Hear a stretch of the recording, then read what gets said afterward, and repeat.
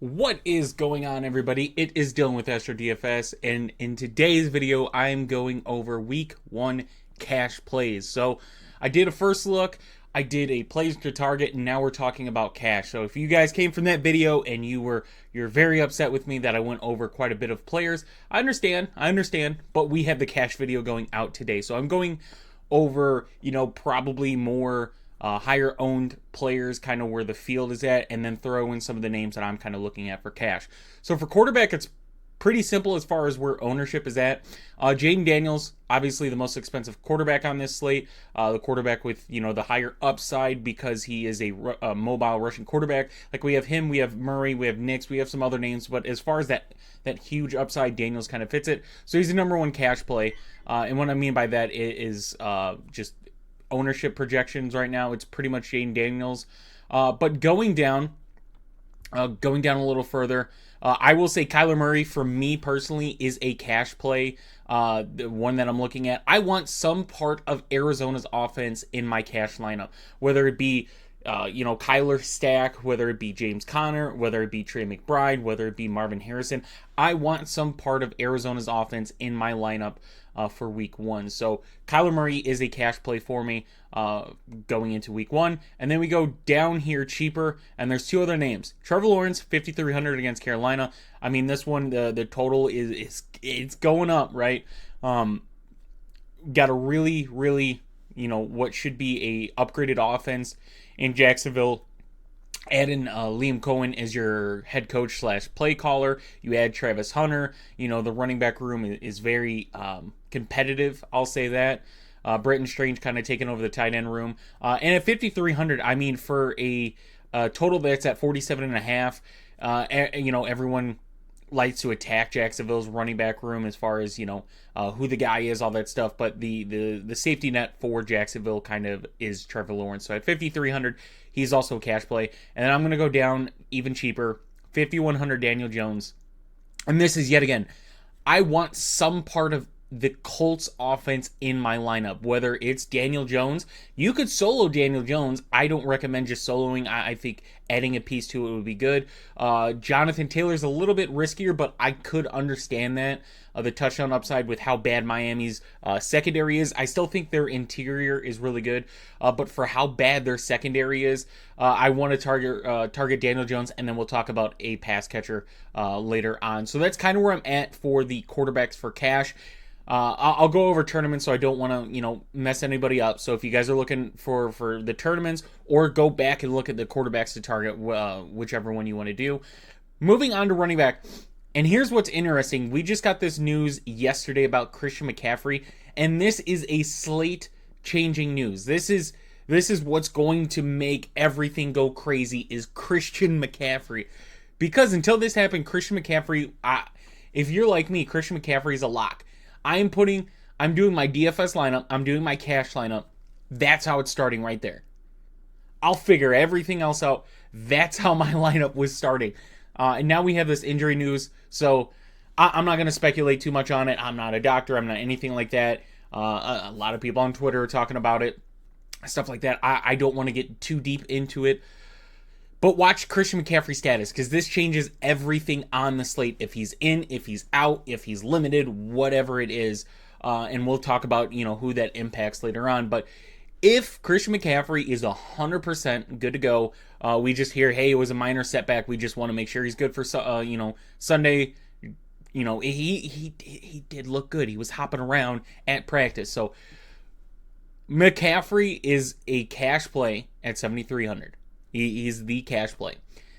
If you wanted to go somewhere else, right, if you don't want to risk Christian McCaffrey, which is fine, going down for $400 cheaper, Devon Achane against the Colts, where I like the Colts defensive line still, kind of, but the pass catching upside for Achane is definitely what makes him desirable.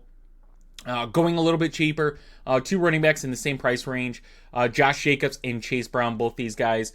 Now, I will say, I like Josh Jacobs. I don't love Josh Jacobs. He's getting some steam against a Detroit team, but this Detroit defense is healthy now. They are healthy, so I definitely Do think you have to take it into consideration for how Green Bay runs their offense, that Josh Jacobs at his price point is a cash consideration.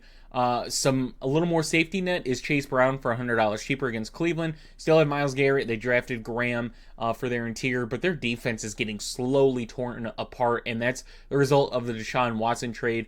But when Chase Brown was healthy, I mean, he was a bell cow back. Just looking at the game logs that we had for Chase Brown, he was a bell cow back for Cincy. So he's in a really good spot with a high total division game. So Chase Brown. I'm going to throw two other names in here for just a little bit cheaper. Alvin Kamara against the Cardinals. This one, more people have as a tournament. I have a cash. I think if New Orleans is going to compete in this game and not just get blown out, even if they do, they're going to be passing the ball a lot. Alvin Kamara is going to be included, right? He's a good pass-catching running back. Like, that's one of the pluses of taking someone like Alvin Kamara is he has that receiving upside. And at home, right? They're not on the road, they're at home, so that's always a little plus. But the passing upside for Kamara is what makes him so playable. And on the other side, James Conner, 6,100, with how bad the Saints defense is. And we've seen Arizona just rely upon James Conner to win them games, essentially, right? Not saying he's running for 200 yards, but he gets first downs. He gets in the end zone. He's good out of the backfield as far as receiving. So James Conner as well at 6,100. Everybody else down here is pretty much a tournament play for me. I don't think I can really consider anybody else for cash unless something like a CMC happens, where CMC is out, but I doubt we get there. But kind of Brian Robinson Jr., Guerrero then become playable. Not as much Robinson, but I'd say Guerrero at 5,300. So, but we're not going to go there yet. We're not even going to try to talk about it. Wide receiver. If you have the salary, which on this slate is very easy to do, Jamar Chase, top option, 8,100 against Cleveland. Granted, they're on the road. Cleveland still has some talent defensively in their secondary, so I'm not just going to totally dismiss them and say they're totally torn down. But it's a really good spot for Jamar Chase. We know how bad Cincy's defense still is, especially in the secondary. If the Browns can do kind of what we saw Dallas do against Philly and pace them, we could see Jamar Chase on the other side seeing a benefit of that. Going down, Brian Thomas Jr., 6,800. If you're wanting Trevor Lawrence, Brian Thomas Jr. should be the guy with him, right? Travis Hunter is a good piece. I think he's a good tournament piece. I wouldn't really go there in cash yet. He is discounted, but Brian Thomas Jr. is going to be that guy you target with Trevor Lawrence against a very bad Carolina defense. Granted, they still have a top corner in that secondary, but with Travis Hunter being there as well, and Brian Thomas Jr., he's just not lined up in one spot. He's kind of all over the place, so it's a benefit to him. Brian Thomas Jr. is a cash play. Drake London, this Tampa-Atlanta, it's a big division game. We're hoping for Penix to kind of be an upgraded version of Cousins in that offense to where Cousins just started to turn the ball over. We had a small sample size of Penix.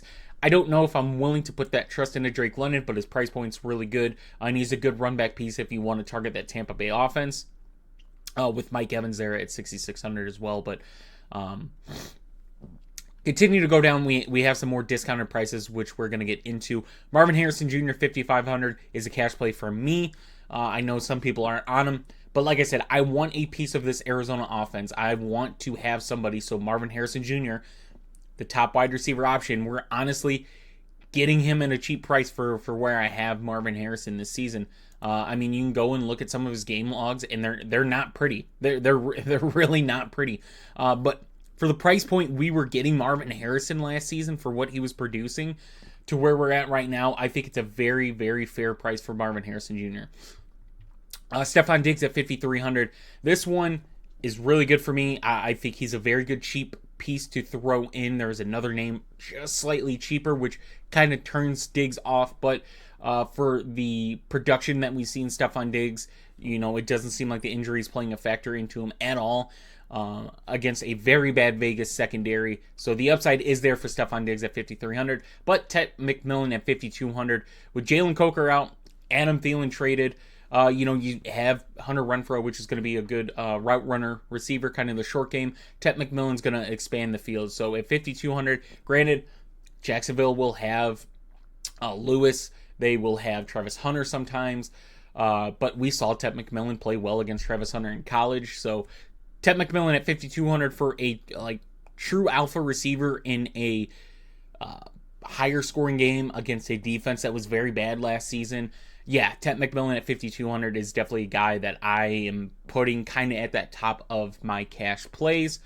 And then going down just a little bit cheaper, I will mention two names at the same price point.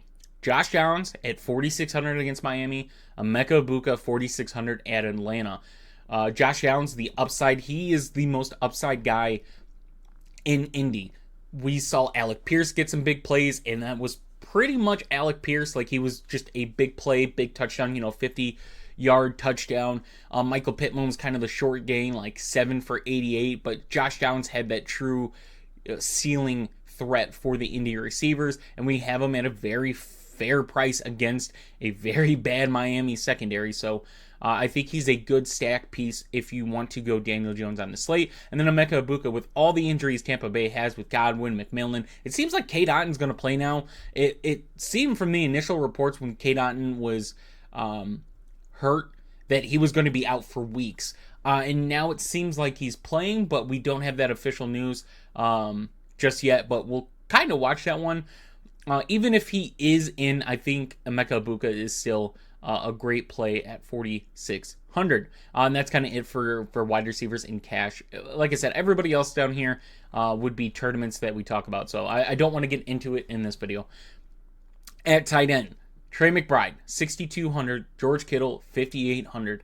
And David Njoku, 4,700. Paying up at tight end is kind of the way to go for me in this one. I think McBride's in a great spot. I think Kittle's in a great spot. If McCaffrey's out, Kittle's in the best spot to where Seattle's probably gonna take priority of covering Kittle, but Kittle's Kittle. Kittle is going to get his, especially when other players are out. He always steps up. They always find a way to get him the ball. David Njoku, we saw him have some good games against Cincy. Cincy was, the worst defense against tight ends, so there is that upside, and we saw the connection between Njoku and Flacco last time they played together. So 4,700, he is also in play. And then there are one other name, I will say for cash, and that's Hunter Henry at 3,900. If you want to go cheap, that would be the guy I go. There's some other names in here, but they're more on that the tournament part of it. Hunter Henry is a 3,900 cash. If you're paying up for Jane Daniels, you're paying up for CMC, you're somehow paying up for Jamar Chase, whatever it is, and you have to punt. Especially at tight end. Tight end's usually a position you punt at. Hunter Henry at 3,900 is kind of the guy I would go to at that cheap price. And then moving to defenses. Yes, Denver at 3,800 I think is fair to say the safe play, playing a rookie quarterback. Denver's home. One of the best defenses last season. Yeah, there's a lot to like for Denver. I will say Pittsburgh against the Jets with, kind of some of the stuff we saw of Justin Fields. Pittsburgh had Justin Fields as their quarterback. They kind of know his strengths, his weaknesses, kind of playing accordingly to that. It's a low total, too, which is always a plus for targeting defenses. And then if you're like me, the Giants defense at 2,300. So one of the requests I got is to go over an example lineup of cash. So let's do that. Let's make a cash lineup.